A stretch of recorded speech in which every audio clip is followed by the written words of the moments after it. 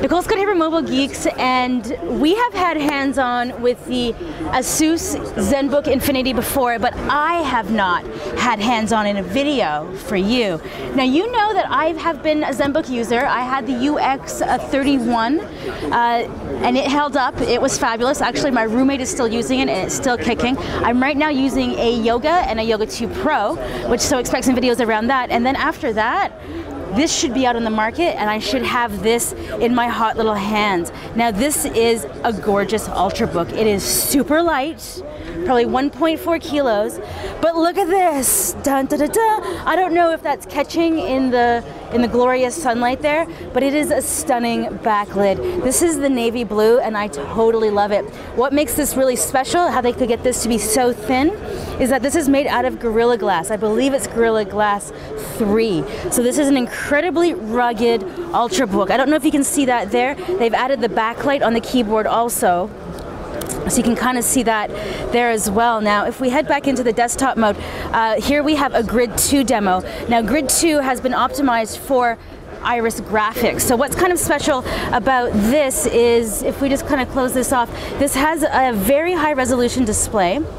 So actually, first here you can see the iris graphics. That's the 5100. So what does this mean? This means high-end intensive gaming. And for me, since I'm not really a gamer, if you've watched my Android videos, you will know this full well.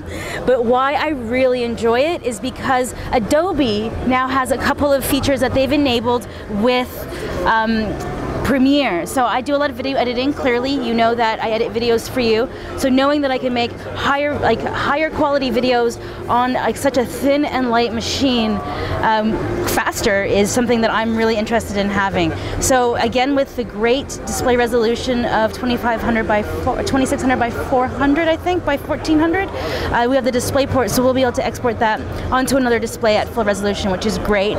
Here we have USB, full-size card reader. Around the front, we don't really have much else. Around the other side, here you can see there's a little speaker there. That's one of the Bang & Olufsen ICE speakers. And then here we have the headphone jack, mini HDMI, USB, and then the PSU for the power. Along the bottom, this is just sealed, unfortunately. I would love to be able to open that up. But the call letters on this are actually UX301L.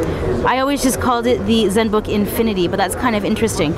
So I've been talking to ASUS about getting a review unit of this, and I am crazy excited to get my hands on this because it's a high power machine. Now, because I do video editing and I'm really into productivity, I never really thought that I would need high-end graphics, except for the fact that I do multimedia. So I'm excited to really test out the iris graphics on like a 1.4 kilo machine. That's sick. And the thing is, I love the back. Okay, so anyways, I'm Nicole Scott from Mobile Geeks, taking a quick look at the Zenbook Infinity. Oh, before I forget, Core i5, Core i7, up to 12 gigabytes of memory, RAM, sorry, that's RAM.